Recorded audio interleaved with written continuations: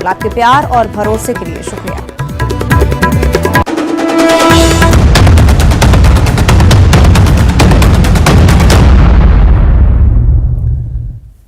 नमस्कार, superfast century देख रहे हैं आप और मैं हूं आपके साथ अवंतिका श्रीवास्तव। शुरुआत करेंगे बड़ी खबर के साथ। राहुल गांधी के विदेश में जाकर दिए गए बयानों पर सियासत लगातार जारी है। सीएम शिवराज सिंह चौहान ने राहुल गांधी के बयान पर कहा है कि राहुल गांधी की आदत है कि वे विदेश में जाकर बातें करते हैं।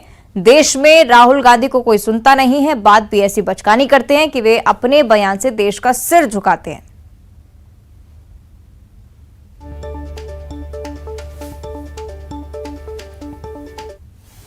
देश में कोई सुनता नहीं है और ऐसी बचकानी बातें कि देश का सिर सर्व से झुक गया है।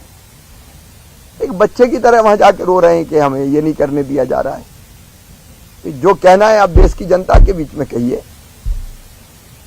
मैं आपको एक बार बता चुका हूं कि जब मैं गया था विदेश 2014 के पहले, तब मुझे कहा था वहां पत्रकारों ने वाशिंगटन डीसी में, तब मनमोहन जी प्रधानमंत्री थे और मुझे पूछा था कि आपके प्राइम मिनिस्टर अंडर अचीवर हैं। मेरा उत्तर था, भारत का प्रधानमंत्री कभी अंडर अचीवर नहीं हो सकता, वो कांग्रेस के नहीं भारत के प्रधानमंत्री हैं। अब इस तरह से विदेश में जाकर रोना, ये कांग्रेस के नेतृत्व की जो मानसिकता है, पराजित मानसिकता, हताश मानसिकता, निराश मानसिकता, उसी को दर्शाता है। देश में कोई सुनता नहीं है।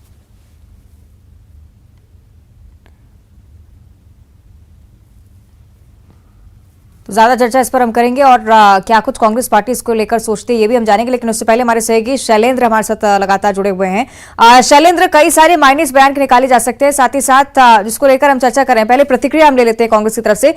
भूपेंद्र जी, सीएम शिवराज सिंह चौहान कह रहे हैं कि बचकानी बातें करते हैं राहुल गांधी और छोटे छोटे मुद्दों को लेकर वहां पर रोना रोते हैं। आपका जवाब इस पर?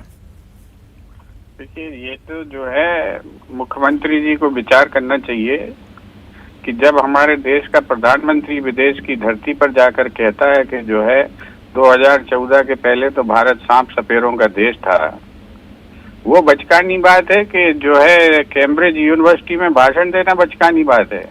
अगर कैम्ब्रिज विश्वविद्यालय विश्व का जो प्रख्यात विश्वविद्यालय है, वो अगर बचकानी बातों पर डिबेट करवाता है, विमर्श करवाता है, तो फिर जो है हमारे मुख्यमंत्री जी को अपने बच्चों को विदेश से वापस बुला लेना चाहिए। वहाँ क्यों पढ़वा रहे हैं? और यहाँ पे पढ़ाएं अपने स्कूल में, जो उनकी जिन स्कूलों में, प्राइमरी स्कूलों में नसरुल्लागंज की, जहाँ पर बचकानी बातें नहीं होती, वहाँ उन्हें अध्ययन कराना चाहिए। विदेश क्यों भेज रहे हैं? उन विश्वविद्यालयों में क्यों भेज रहे हैं जो राहुल गांधी को बुला के जो है उनकी स्पीच करवाते हैं? आज जो है देश में जिस स्तर की बात राहुल गांधी कर रहे हैं, उस स्तर की बात समझने में उन्हें बहुत समय लगेगा। राहुल गांधी कह रहे हैं कि डेमोक्रेटिक कंट्रीज से मैन्युफैक्चरिंग बेस जो है तानाशाही कंट्रियों की तरफ डाइवर्ट हो रहा है, जो ये साम्राज्यवाद को जो है बल देगा। ये बात समझने के लिए जो है एक अलग तरह का जो है एक्यूमेन चाहिए, अलग तरह की इंटेलिजेंसिया चाहिए।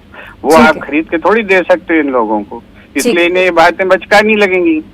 ठीक है, बीजेपी की तरफ से भी हम रिएक्शन लेंगे। हमारे साथ बीजेपी प्रवक्ता रजनीश जी जुड़ रहे हैं। रजनीश जी, बहुत स्वागत करती हूँ आपका न्यूज़ 18 पर। जी धन्यवाद। आपने सुना किस तरह से भूपेंद्र गुप्ता जी लगातार पलटवार कर रहे हैं, इससे लेकर के जो राहुल गांधी कहते हैं वो समझना बीजेपी के बस की बात नहीं है। रजनीश जी, देश के किसी भी व्यक्ति के समझने की बस की बात नहीं है और कांग्रेस के कई वरिष्ठ नेता हैं जो धीर गंभीर नेता हैं, जो लोकतांत्रिक व्यवस्थाओं से होकर गुजरकर अपना अनुभव प्राप्त करने वाले कांग्रेस के नेता, उनको समझ में भी नहीं आता, क्योंकि जो वो कहते हैं वो भारत के साथ में, भारत की अस्मिता के साथ में खिलवाड़ होता है। और बच्चों जैसी जो बात आदरणीय मुख्यमंत्री शिवराज सिंह चौहान जी ने कही, बिल्कुल वैसी ही हरकत है, क्योंकि उनको नहीं पता, नहीं समझ है कि हम मध्य प्रदेश के ही नहीं, देश के तमाम संस्थान जो इस देश को गौरव दिलाते हैं देश दुनिया में, और अलग अलग देशों के राष्ट्राध्यक्ष, अलग अलग देशों के राजनयिक भी भारत की इन व्यवस्थाओं का सम्मान करते हैं, बखान करते हैं, और ये राहुल गांधी जी मजाक करते हैं। तो उनके ही कई वरिष्ठ नेता गाहे बगाहे आप लोगों को इंटरव्यू में कहते रहे हैं कि इनकी हरकतों के कारण कांग्रेस को नुकसान हो रहा है, लेकिन ये कई संस्थानों में जाकर जो भारत विरोधी शक्तियां हैं उनके हाथों में खेलकर और अपने जिस खानदान से वो आते हैं उस खानदान के नाते अपनी उस बात का दुरुपयोग करने का काम लगातार कर रहे हैं, करवा रहे हैं। ये भारत के विरोध में ये बच्चों जैसी बातें जो करते हैं, निश्चित तौर पर भारत को इसका नुकसान होता है। कांग्रेस को तो नुकसान लगातार हो ही रहा है, आने वाले समय में भी कांग्रेस को नुकसान होगा, लेकिन ये हरकतों से देश को भी नुकसान पहुंचता है। ये चाटुकारिता में कांग्रेस के नेता भले ही कुछ कहते रहे, लेकिन वरिष्ठ नेता ये बात को बार बार कह चुके हैं कि ये बातें कांग्रेस को भी नुकसान पहुंचाती हैं और देश को भी नुकसान करती हैं। ठीक है, यानी कि भूपेंद्र जी यही कहा जा रहा है कि इंटरनेशनल प्लेटफॉर्म पर इस तरह की बातें करना सीधे भारत की इमेज को खराब करता है। जवाब जो प्रधानमंत्री ये बोलते हैं उस पर जरा सवाल करिए इनसे कि जो है भारत सांप सपेरों का देश है। भारत में 2014 के पहले कुछ भी नहीं होता था, केवल लूट के अलावा। तब ये देश का गौरव बढ़ा रहे थे क्या? ये भारतीय जनता पार्टी की समझ है और ये भारतीय जनता पार्टी का जो है एडल्ट एटीट्यूड है। ये वयस्क हो गए हैं और हम बचकाना बातें कर रहे हैं। अगर हम कह रहे हैं कि जो है डेमोक्रेटिक कंट्रीज से मैन्युफैक्चरिंग बेस शिफ्ट हो रहा है तानाशाही देशों की तरफ और हमें चिंतित होना चाहिए, ये बात समझने के लिए बुद्धि चाहिए और वो बुद्धि जो है भारतीय जनता पार्टी को खरीद के नहीं मिल सकती, वो पैदा करनी पड़ती है। और अपने बच्चों को वापस बुला लो। अगर ये बड़े बड़े विश्वविद्यालय दुनिया के गलत टाइप के भाषण, बचकाने भाषण करवाते हैं तो वहाँ अपने बच्चों को क्यों पढ़ा रही है? ठीक है, चलिए देखना होगा जनता इसे किस तरह से देखती है। शुक्रिया आपका भूपेंद्र जी चर्चा के लिए। रजनीश जी आपका भी बहुत बहुत धन्यवाद। और शैलेंद्र हमारे सहयोगी लगातार जुड़े हुए हैं। शैलेंद्र, जिस तरह से हम राजनीतिक पार्टियों से भी इसे लेकर चर्चा कर रहे थे, लेकिन एक बड़ा जो कहीं ना कहीं कंक्लूजन निकलकर सामने आता है वो ये है कि इंटरनेशनल प्लेटफॉर्म पर इस तरह की बातें नहीं होनी चाहिए, जो कि सीएम शिवराज सिंह चौहान भी कह रहे हैं। शैलेंद्र,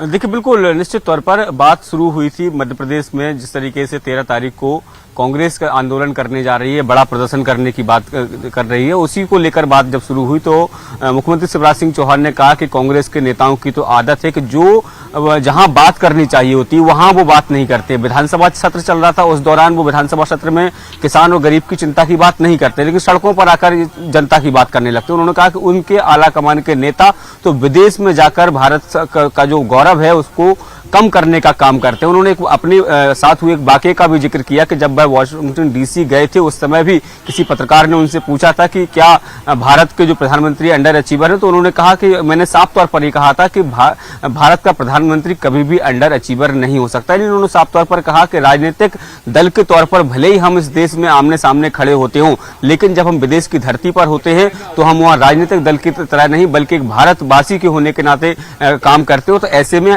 किसी भी नेता का किसी भी सरकार के खिलाफ अगर कोई भी इस तरह का बयान होता है तो कहीं ना कहीं वो देश की साख को गिराने वाला सवाल होता है, जो बात होती। तो ऐसे में उन्होंने कहा कि इस तरह की जो बातें हैं उससे कांग्रेस के लोगों को बचना चाहिए, क्योंकि कहीं ना कहीं चलिए, यानी कि देखना होगा किस तरह से अब सियासी मायने इसके निकलकर सामने आते हैं। शुक्रिया आपका चैलेंज जानकारी के लिए। आगे बढ़ते बिलासपुर से बड़ी खबर की ओर करेंगे। हाईकोर्ट से रेगुलर शिक्षकों को बड़ा झटका लगा है। रेगुलर शिक्षकों की याचिका हाईकोर्ट से खारिज हो चुकी है। राज्य सरकार के पक्ष में हाईकोर्ट का फैसला आया है। अब 3 साल में शिक्षकों का प्रमोशन हो सकेगा। पहले 5 साल का ही नियम था और सरकार ने इसे 3 साल किया था। अब सरकार के फैसले के खिलाफ हाईकोर्ट में जैसे ही रेगुलर शिक्षक गए, हाईकोर्ट की तरफ से याचिका खारिज कर दी गई। फैसले से शिक्षकों के प्रमोशन का रास्ता साफ हो चुका है। सही, विनोद हमारे साथ फोन लाइन पर जुड़ रहे हैं। विनोद, विस्तार से जानकारी इस फैसले पर। देखिए अवंतिका, ये दरअसल रेगुलर जो संवर्ग शिक्षक हैं उनके द्वारा एक याचिका लगाई गई थी हाई कोर्ट में और उसमें सुनवाई करते हुए कोर्ट ने एक अहम निर्णय दिया है कि 3 साल का जो प्रावधान रखा था कैबिनेट में राज्य सरकार ने वो उचित माना है और इसके चलते उस फैसले को यथावत रखते हुए ये फैसला दिया है कि जो याचिका लगाई गई थी कि 5 साल, क्योंकि 2019 में ये नियम था कि 5 साल जिन शिक्षकों के पूरे हो जाते हैं अनुभव के आधार पर उन्हें प्रमोशन दिया जाएगा, और बाद में राज्य सरकार ने कुछ समय बाद एक कैबिनेट की बैठक बुलाई थी जिसमें निर्णय लिया गया था और उस निर्णय में ये तय हुआ था कि 3 साल के अनुभव वाले शिक्षकों को वरीयता के आधार पर पदोन्नति मिलेगी। इसके खिलाफ में जो एलवी संवर्ग शिक्षक हैं उनके द्वारा याचिका लगाई गई थी कोर्ट में, ये नियम गलत है और 5 साल का नियम किया जाना चाहिए। उसके तहत जो सुनवाई हुई उसमें कोर्ट ने अहम निर्णय दिया है। राज्य सरकार के पक्ष में फैसला आया है। इसमें कहा गया है कि जो 3 साल का अनुभव वाला जो एरिया है वो उसे यथावत रखा जाना चाहिए और वही उचित है और उसी के जरिए पदोन्नति का रास्ता जो है वो साफ हो सकेगा। तो कुल मिलाकर ये कह सकते हैं कि एलवी संवर्ग जो याचिका लगाई थी हाईकोर्ट में उसे एक प्रकार से खारिज कर दिया है और राज्य सरकार के पक्ष में यह फैसला हाईकोर्ट ने दिया है। ठीक है, शुक्रिया आपको विनोद जानकारी के लिए। आगे बढ़ते हैं। सुकमा से एक बड़ी खबर है। सुरक्षा बलों और नक्सलियों के बीच मुठभेड़ हुई है और सर्चिंग पर जवान निकले हुए थे। उसी दौरान नक्सलियों ने हमला किया जवानों पर। मुठभेड़ में 2 जवान घायल हुए हैं। जवान वापस कैंप में पहुंचे और नक्सलियों को भी भारी नुकसान की जानकारी साझा की गई है। 5 से 6 नक्सलियों के घायल होने की खबर है। भारी मात्रा में बीजीएल और विस्फोटक सामग्री नक्सलियों की तरफ से जब्त की गई, यानी कि नक्सली जिस सामग्री का इस्तेमाल कर रहे थे उसे जवानों ने मुठभेड़ के स्थल से जब्त किया है। तो सुकमा से बड़ी जानकारी। पुलिस और नक्सलियों के बीच ये मुठभेड़, सुकमा का क्षेत्र जहां पर आमतौर पर मुठभेड़ की खबरें सामने आती रहती हैं, लेकिन बड़ी बात यह कि नक्सलियों को भारी नुकसान इस मुठभेड़ में पहुंचा है। 5 से 6 नक्सली जो कि बुरी तरह से घायल हुए हैं। हमारे सुरक्षा बलों ने दृढ़ता से मुकाबला किया। हालांकि 2 जवान घायल हुए हैं जिन्हें प्राथमिक उपचार दिया गया, लेकिन नक्सलियों को भारी नुकसान पहुंचा इस मुठभेड़ से, ये जानकारी साझा की गई है। 5 से 6 नक्सली घायल हुए हैं। भारी मात्रा में बीजीएल और विस्फोटक सामान बरामद किया जा चुका है।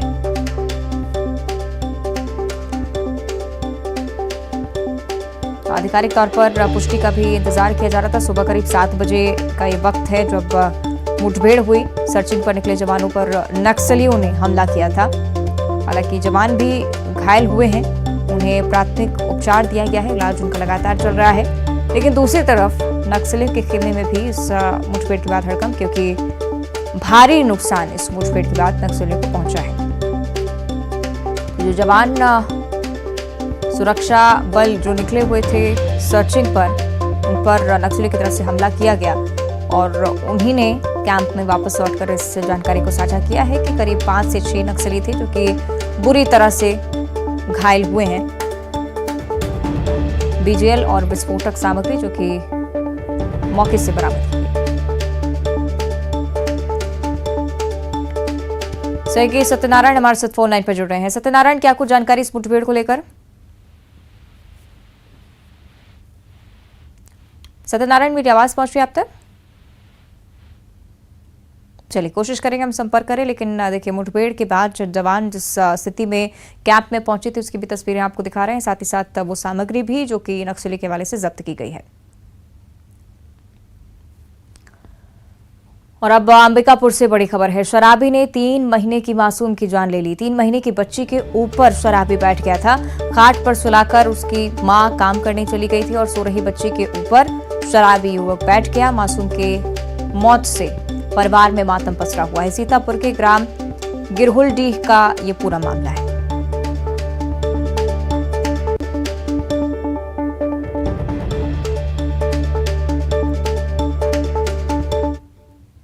अरे दारू पी के छुआ के ऊपर गिर गए। दारू पी के छुआ के ऊपर गिर गया था।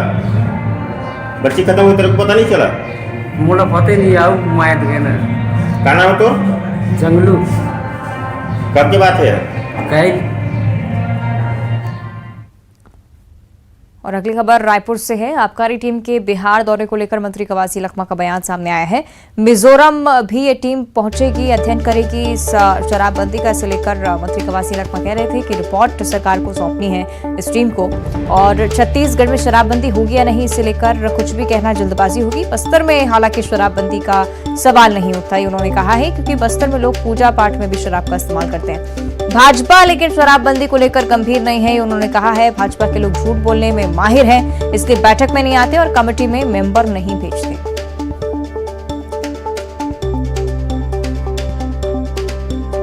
वो बात बोलना जल्दीबाजी होगा।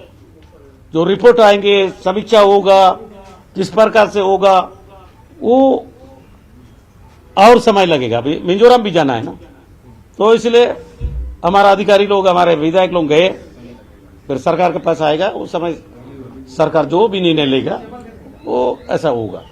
लेकिन बस्तर के बारे में हमेशा हम लोग बोलते हैं, बस्तर में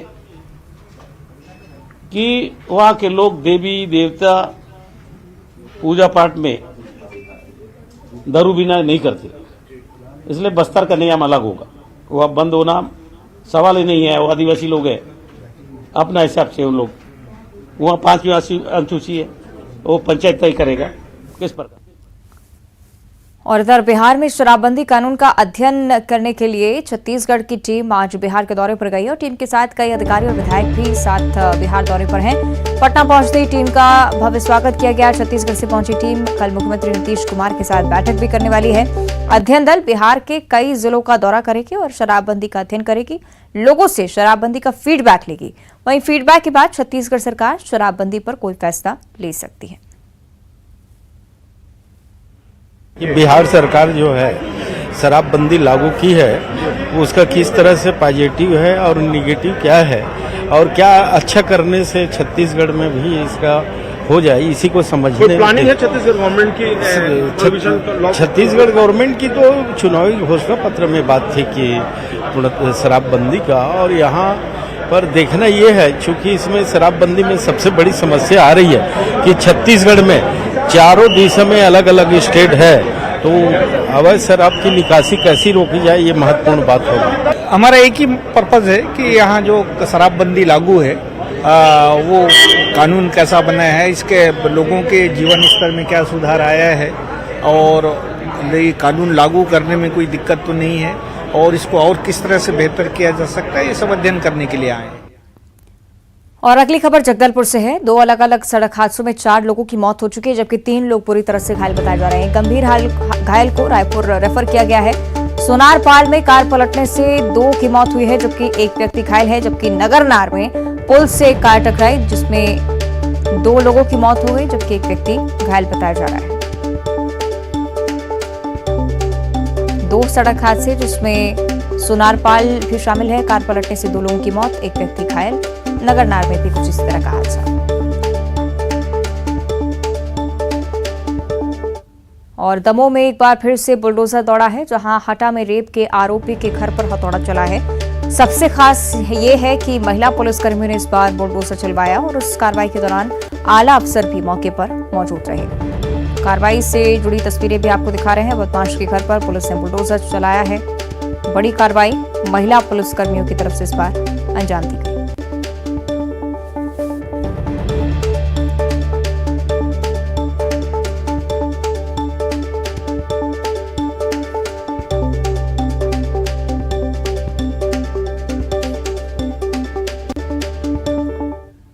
इधर निवाड़ी में भी किसानों के माथे पर चिंता की लकीरें उभर आई हैं, क्योंकि बारिश से फसलें बर्बाद होने के कगार पर हैं।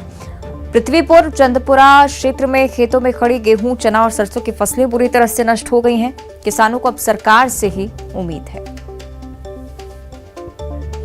वो मतलब जितनी जैसे पानी तो वैसे लग ही रहा था अभी, और वैसे पानी और आंधी जो आई तो उससे पूरी फसल जो है बिल्कुल बिछ गई है जमीन में, बिल्कुल चिपक गई जमीन से। अब जब वो गिर गई तो उसमें तो कुछ निकलना नहीं है। जो रात में तेज हवाएं चली हैं, पानी गिरा है, उससे फसल को काफी नुकसान है। जो पिसी हैं वो बिछ गई हैं और सरसों कटअप रखा था वो उसमें भी बहुत सारा नुकसान है। किसान का तो भगवान ही मालिक है, आपको बताएं। रात के पानी की हवा चली, पिसी गिर गई पूरी। कुछ नहीं है, अब जो सरकार दे तो देखी जाएगी। कितनी पिसी बनी थी? लास्ट बार थे 4 पूरा पिसी। हाँ, पूरी पिसी की कहा? पूरी पिसी गिर गई, धरती में आ गई। धरती में आ गई। हाँ। इधर श्योपुर की बात करेंगे। बारिश और ओलावृष्टि से किसान संकट में हैं। विजयपुर इलाके में खेतों में खड़ी सरसों, चना और गेहूं की फसलों को नुकसान पहुंचा है। किसानों को चिंता है कि अगर फिर बारिश और ओलावृष्टि हुई तो फसलें पूरी तरह से चौपट हो जाएंगी। श्योपुर जिले के विजयपुर विकासखंड इलाके के मढ़ा, उपचा और बेनीपुरा समेत दर्जन भर से ज्यादा गाँव में ओलावृष्टि हुई है। इसकी वजह से खेतों में खड़ी गेहूं की फसल खेतों में बिछ गई है। सरसों, चना की फसलें पककर कटने के लिए तैयार हैं, जो ओला और बारिश से बर्बादी के कगार पर है।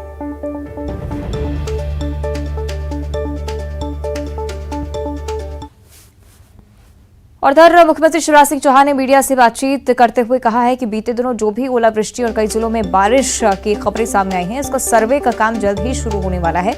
जल्द ही किसानों को मदद उपलब्ध करवाई जाएगी।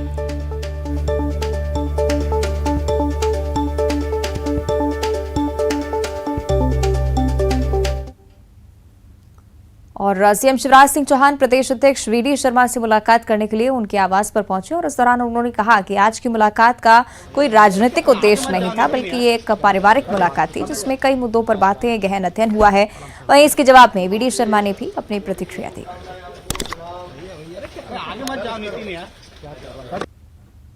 एक दृष्टि से माननीय मुख्यमंत्री आज परिवार भाव के साथ थे और परिवार भाव के साथ उनका जो स्नेह और आशीर्वाद है यही गंभीर चिंतन और मंथन। अध्यक्ष जी के निवास पर आया हूँ, खूब गप्पे लगाई, बातचीत की, गहन चिंतन किया, गुजिया खाई, खुरमे भी खाए, चाय भी पी, होली मिली, गले मिले। आज तो कोई राजनीतिक उद्देश्य नहीं मिल रहा है। और आज खाकी रंग में रंगी हुई है, खूब रंग गुलाल उड़ रहा है। पुलिस की होली आपको दिखा देते हैं किस तरह से भोपाल में पुलिस लाइन में पुलिसकर्मी ने जमकर होली खेली। 5 तस्वीरें आपकी टीवी स्क्रीन पर रंग गुलाल के साथ गानों की धुन पर अफसरों से लेकर पुलिसकर्मी तक थिरके। इंदौर में भी पुलिसकर्मी होली खेलते नजर आए। खरगोन में रंग उत्सव हुआ, कलेक्टर, डीआईजी और एसपी भी इसमें शामिल हुए थे। आगरमालवा और हरदा में भी पुलिस ने जमकर होली खेली। 5 तस्वीरें आप देख रहे हैं पुलिसकर्मियों की होली की।